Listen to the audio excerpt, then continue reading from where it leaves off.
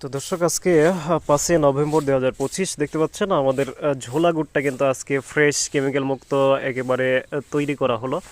তো একেবারে রস সকাল থেকে সংগ্রহ করে এই গুড়টা তৈরি করা। ইনশাল্লাহ আপনারা যদি আমার ইউটিউব চ্যানেলে ঢুকেন তাহলে পুরো ভিডিওটা দেখতে পাবেন।